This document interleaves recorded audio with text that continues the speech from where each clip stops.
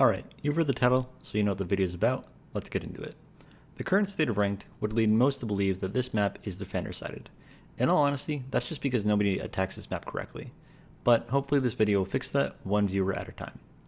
Let's start with the top floor, Master Office and our 6 room. In ranked, everyone attacks this the same way. They try to open the Master Wall, take control of Operational and part of Mezzanine, and then hope they win their ones. In short, the reason this attack sucks is because of how close quarters Mezzanine is, and because of the sheer amount of angles that you have to cross if you want to enter sight through the breach. Although there are a few other small reasons why pushing this side of the site sucks, we don't need to get too into the weeds on all that. For now, let's just move on to the way you should be attacking this site. Just push R6 side. It sounds simple because it is. In Pro League, most teams on defense open up the R6 to storage wall and extend towards the green staircase, and the reason they do that is to prevent the exact attack that I'm about to show you. However, in ranked, I can almost guarantee you won't be running into a team playing this site like a Pro League team unless you're secretly playing a scrim. As with all of my videos, I'm not going to say you have to run this up or you have to run that one. Instead, I just want to give you guys the steps that you have to take in order to actually win the round. So on that note, when attacking R6 room, the first step you'll need to do is open the storage to R6 wall, then you'll clear cork, and finally you'll walk through the door and plant against this wall. There are 100 different ways to accomplish these 3 steps, but I'm going to show you one possible option and maybe give you a few tips and tricks here and there. For opening the storage wall, I'd recommend using Thermite, and in order to bypass a possible tub plus Cade combo, you can run Fuse and some EMPs, such as Gridlock or Thatcher.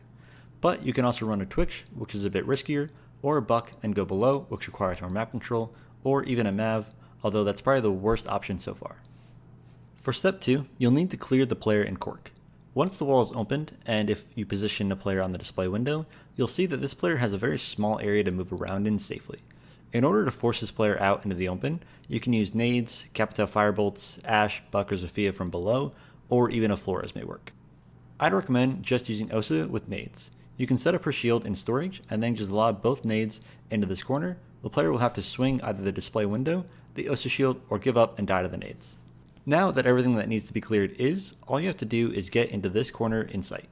Ultimately, the easiest way to do this is to throw some smokes here, and run through the R6 single door. You'll need to be careful of a warden though. You can counter this by running sends, using those instead of smokes, or you can find where the warden is playing, smoke where he's not, and double or triple swing him. Once you're in this corner and assuming you have someone on the display window, you can plant here for free. The only thing that can really deny this push is a Hail Mary C4 or a lucky spray through the smoke. If you want to throw the smokes and then wait a second or two, you might be able to avoid any chance of dying to unluckiness, and if you want to plant a little closer to the display door, you might be able to avoid C4s thrown from Master or even below. I recognize that everyone watching this video may not always be playing in a stack, and they may just be solo or duo queuing. If that's the case, your best bet is to try and convince your team to just attack backside, but if they're resistant to doing this and are dedicated to pushing operational, you pushing directly with them will give you virtually no better chance at winning the round. It'll still be extremely unlikely. It'll honestly be much better if you try to lurk up main stairs once your teammates have gotten operational control and the master wall opened. They should be causing enough of a distraction to make this play viable, and if you accomplish it, your teammates will have a much better chance of taking control of site and overwhelming the defenders. As for the next bomb site, we've got basement. The current way of attacking this site is to try and bulldoze in through warehouse, but doing so leaves you up to a number of crossfires and again, a lot of random angles to clear. The unquestionably better way to attack this site is to push above and do vert. Despite what it may feel like, room clearing on this map is actually not that hard. But because I prefer to understand the full picture before taking the first step, let's go over all the steps for this attack first. As just mentioned, step 1 is to roam clear. Second, you need to clear the backside of the site, including exit, support, and filtration. You can also clear stock if you want to, or if you have time, but that's not really necessary and we'll get to that later. And the final step is to walk through filtration and plant. For an efficient and effective roam clear, you'll want to get pre-placed drones around the map to know whether or not you even need to spend the time clearing. You can get a drone in this drone hole and this one, and it can tell you if anyone is roaming at all. You can also get a drone here and here on the second floor, so that if someone is roaming, you can at least know if they're second floor or not. If they are roaming, or you don't have pre-placed drones to tell you one way or the other, an efficient way to clear the map is to run 1 or 2 ops to help directly with the clear, such as Jackal, Deimos, Lion, or Dokubi, and then have 2 dedicated droners for each of the entry fraggers.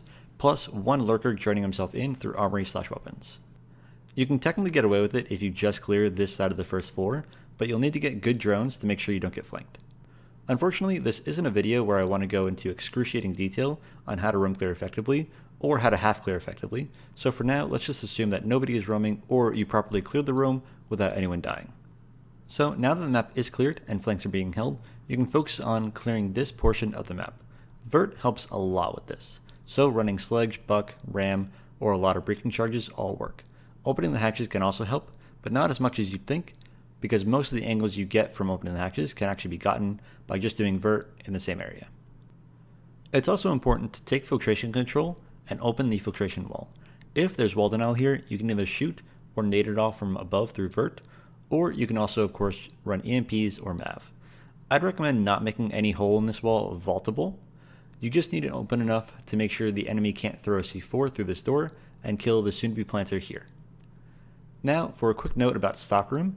Half of this room is completely safe from above, but that part of the room can't impact the push at all. If the defender here wants to have impact, they would need to swing out into a position where they can be seen from vert. With that said, you have the option of either expending the resources to clearing him completely out of stock, say by pushing this door, or you can just hold him from above and trust the player is playing vert to kill him before he kills the planter. You could also just smoke this off if you have smokes and this player isn't warden. Now for step 3. Once this part of the basement is all cleared and exit wall is opened a little, you can push into site and plant. I'd recommend just planting on this cabinet, and all you have to worry about is someone absolutely yeeting a C4 from the rotate. For solo and duo queuers, if your team is insistent on pushing warehouse, you're still going to need to do some vert. Pushing with them, similarly to the last site, is barely going to help. An easy way to do vert if your teammates won't fully roam clear with you is to run Nomad and place air jabs on these 3 doors, and a drone upstairs here. Hopefully you can at least have one teammate willing to watch that while you do vert. If not, you'll just have to take a chance and be aware of the potential flank from there. With that, all you need to do is make sure nobody is already playing in range/weapons, and of course in reception. In order to help your team, you should focus on doing vert in reception to see part of lab and toxin, as well as in CCTV, which can see the rest of these 2 rooms. If a player is in lockers, you can do vert in briefing, but otherwise you can just use your last breaching charge in reception as well. Clearing out those positions greatly decreases the amount of lines of sight your teammates have to contend with, as well as gives them a lot more map control. Moving on to the 3rd most popular bomb site, although it's really a toss-up between this and Armory, we have bunks and briefing. The steps here are much simpler than the last. First, you just need to clear top floor, then clear site, and then plant. You'll probably notice that the last step always includes planting, which incidentally is something that almost never happens in ranked. Hopefully this video will change that as well, one viewer at a time. Now this attack may sound simple, but one of these steps should surely be harder than it sounds. Most likely the first step. Clearing top floor against a good team should not be easy. They should have a number of power positions with coordination from the teammates below, but here are a few tips to make things a lot easier. As was the case when we attacked Master/R6 room, we'll primarily focus on the R6 side of the map. We want to open the storage wall, place someone display window, and clear cork with nades or capital. But the difference here is that we'll also want to lurk someone through operational/mezzanine. With all the chaos happening R6 side, this player should go unnoticed, and if they play their timing right, they should be able to get a kill, maybe even 2. If this player does get a kill, the top floor hold is all but wraps. And if they don't, you can use flashes/candelas to hop and display window as your teammates flood from storage and mezzanine. Even if you trade down, as long as everyone doesn't die to a C4, you should still get top floor control with either even man count or man advantage, which is planning to win the round. Once top floor control is established, the rest of the attack should go smoothly, barring a crazy flank or a lucky C4. You can completely destroy the ceiling to anywhere in sight, completely clearing it out. Ram plus Ying can make this exceptionally easy and grant you guys some free kills to anyone stubborn enough to think they can sit in sight. You'll just need to open up vert here and here to see all of sight. Once the sites are cleared, now you just need to drop hatch, plant right where you dropped, and make sure the 2 doors to sight are being held from above and that flank is accounted for. As for solo queuing and duo queuing, if your team is willing to push above, you should lurk wherever they're not pushing, hoping to catch players off guard and shoot them in the back. So if they're pushing operational side, you should lurk storage side, but if they're pushing storage and display, you should lurk through mezzanine. However, if you want to be a bit more of a team-oriented player, you can run Hibana. You can open the R6 to storage wall, then go display window and use your flashes to hop in. Hopefully you can time this with your teammates pushing something else, otherwise you'll probably be required to hit some crazy shots. The last site on this map is truly awful. I mentioned this in my defense guide, but I'm going to really show you exactly why this site is so bad now. And it comes down to how simple the 3 steps are. Step 1, take control of range. Step 2, clear operational and open the range wall. Step 3, walk in and plant. Taking control of range is honestly the most dangerous part of attacking this site because you don't know how aggressive the enemy team is going to be playing. But running a shield op like Monty or Blitz just makes this too easy. You can also just place players on the range window or double door while their teammate pushes through bathroom, and everything should still go off without a hitch. Once range is held, someone will have to deny presence in operational. You don't need to take control of this room, you just need to make sure the defenders can't be here. Given the door and window that both lead directly to outside, it should be fairly easy just to deny someone from being in this room. And bringing a nomad and air jabbing off the double door can make this extremely safe too. You'll also need to open the range wall. Now this can be a bit tricky to do just because someone might be playing aggro on the side door or trying to trick this wall. But in the event of either of those things happening, the person outside operational can shoot through the floor and see the door and the wall without even entering the building. You could also run Fuse and Thermite to deny Cade plus tub tricking if you didn't want to deal with playing Vert from outside. Finally, once the range wall is opened, you can just smoke the wall between sites, lurk a player up yellow to watch the reception door, and plant. You may need to toss a nade reception door just in case someone got there before your teammate up yellow could see them, but you could also just smoke that door off too. If you're concerned about a Warden, you can just run Sense. His ability is actually perfect for the long line of sight from Armory, and Warden's glasses can't see through them anymore. From there, the only hope the enemy would have at winning the round is a crazy retake or a C4 toss. You can counter the C4 by planting somewhere unexpected, or you can have a strong aimer on the ranged sight door to shoot the C4 out of the air. For solo and duo queuers, the best op to run would be Sense. He has a hard reach gadget in the event your teammates have an allergy to running Ace or Thermite, as well as nades if they don't, and again his gadget is perfect for helping you and your teammates get into sight. Speak up and just ask your teammates to push range with you, hopefully at least 1 or 2 of them will listen, and then just complete the steps to win the round. Attacks can be a little bit more complex than defenses to break down like this, primarily because you never know exactly how the enemy team is going to defend.